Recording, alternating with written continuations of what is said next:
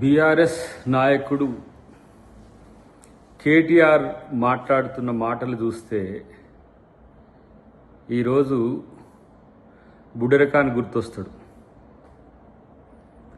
Congress party మీద BJP అక్రమంగా పెట్టిన కేసును బూచిగా చూసుకొని ఒక ఎర్రిపప్పలాగా ఇలా బీజేపీ వాళ్ళ కంటే ముందు నువ్వే మాట్లాడుతున్నావు. ఇది కాదా సాక్ష్యం? బీజేపీ నాయకుల కంటే బీఆర్ఎస్ నాయకుడు కేటీఆర్ మాట్లాడడం అనేది బీజేపీ తొత్తుగా బీఆర్ఎస్ మారిందని చెప్పడానికి ప్రత్యక్ష ఉదాహరణ. అవినీతి గురించి మీరు మాట్లాడుతున్నారా బీఆర్ఎస్ వాళ్ళు? తెలంగాణను దొంగల దొడ్డిగా మార్చిన దొంగలు మీరు, మీ కుటుంబం మొత్తం. ఎలా రేవంత్ రెడ్డి గారి మీద కామెంట్ చేస్తున్నారు.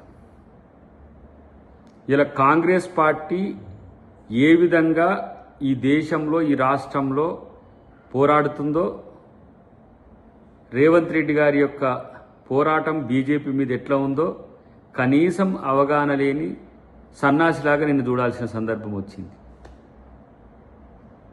ఇది నీ రాజకీయ అవగాహన. ఫస్ట్ నీ ఇంట్లో నీ చెల్లె నిన్ను దొంగగా చెప్పి బయటికి పోయి దానికి సమాధానం చెప్పంటే నేను నేషనల్ హాలిడే కేసు, సీఎం రాజీనామా చేయాలి, ఆ కర్ణాటకలో అట్టా చేసిండ్రు, అక్కడ మరి ఇలా కాళేశ్వరం మీద వేల కోట్లు దోచుకున్నారు, తెలంగాణ పేరు మీద లక్షల కోట్లు దోచుకున్న మిమ్మల్ని గతంలో ఎన్నిసార్లు ప్రజలంతా దిగిపో అన్నా కూడా మీకు సిగ్గు లేకుండా లజ్జ లేకుండా అట్లనే ఉన్న పరిస్థితి ఎటుపోయింది.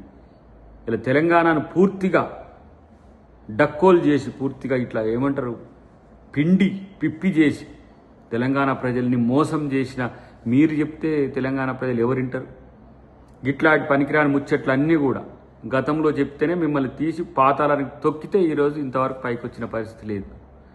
కాబట్టి మీ సమస్యను పరిష్కరించుకోలేక, మీ అంశాలను పరిష్కరించుకోలేక, మీ ఇంట్లో మీ చెల్లెనో మీ బావనో మీ డాడీతో వస్తున్న సమస్యలు ఎదుర్కోలేక ఈ ఫ్రస్ట్రేషన్లో ఇలాంటి మాటలు మాట్లాడితే ఎవ్వరు కూడా పట్టించుకోరు కేటీఆర్. ఎందుకంటే నీ ఆదుర్ద, నీ ఆతృత, నీ యొక్క ఆవేశం అంతా కూడా నీ పరిస్థితి డోల్ డ్రమ్స్లో పడ్డదని, నీ పరిస్థితి డోలాయమానంలో పడ్డదని తప్పితే ఇంకోటి ఏం కాదు.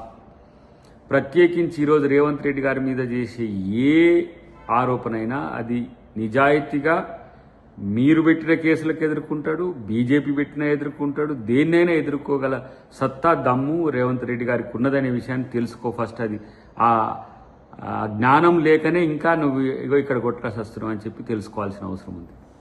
మీ అయ్య కాళేశ్వరంలా, మీ బావ కాళేశ్వరంలోనే, నువ్వు ఈ ఫార్ములా రేస్ కేసులో, మీ చెల్లె లిక్కర్ కేసులో మొత్తం కుటుంబమే పూర్తిగా అవినీతి ఆరోపణలో కూరుకున్నాక, అవినీతి చేసినాక, లక్షల కోట్లు దోచుకున్నాక మీరేం చేయాల్సిన పరిస్థితిలో మీకే తెలియని పరిస్థితిలో ఇలాంటి కామెంట్స్ చేస్తున్నారు అనేది సభ్య సమాజానికి అంతా తెలుసు. కాబట్టి ఇలాంటి ఏమి తాటాకు చప్పుళ్లకో లేకపోతే బీజేపీ ఒకల్తా పుచ్చుకొని మాట్లాడే మాటలకో తెలంగాణ ప్రజలు ఏమీ నమ్మరు. ప్రత్యేకించి ఫస్ట్ నీ ఇల్లు సరిదిద్దుకో, ఫస్ట్ దాని సంగతి చూసుకో. కాబట్టి నీ రాజకీయ స్వార్థం కొరకు ఏ విధంగా ఎవరిని ఎట్లా వంచన చేస్తున్నావు, మోసం చేస్తున్నావు నువ్వు ఆత్మపరిశీలన చేసుకోవాల్సిన అవసరం ఉంది. కాబట్టి అలా కాంగ్రెస్ పార్టీ రాహుల్ గాంధీ గారు, సోనియా గాంధీ గారి మీద పెట్టిన కేసు ఎలాంటిదో ఈ దేశ ప్రజలకు తెలుసు. బీజేపీ రాజకీయ ఎత్తుగడలు కూడా అందరికీ తెలుసు. బీజేపీ రాజకీయ ఎత్తుగడల్లో మీరు చిత్తై వాళ్ళ దగ్గర మోకరిల్లి, మోడీ దగ్గర మోకరిల్లి వాళ్ళ యొక్క ఎజెండాను ఇలా బీఆర్ఎస్ తీసుకొని ముందుకు పోవడానికి ప్రయత్నం చేస్తుందని దీంట్లో అందరూ అనుకుంటారు తప్పితే ఇంత నీ పార్టీలో సంక్షోభము, నీ పార్టీలో సమస్యలు, నీకే సమస్య వచ్చిన క్రమంలో ఇది కాకుండా ఏదో ఈయన తెలంగాణ ప్రజల కోసమో దేశం కొరకు అయిన పోరాడినట్టంటే నిన్ను ఎవరు నమ్ముతారనే విషయాన్ని గమనించాల్సిందిగా ఒక సూచన.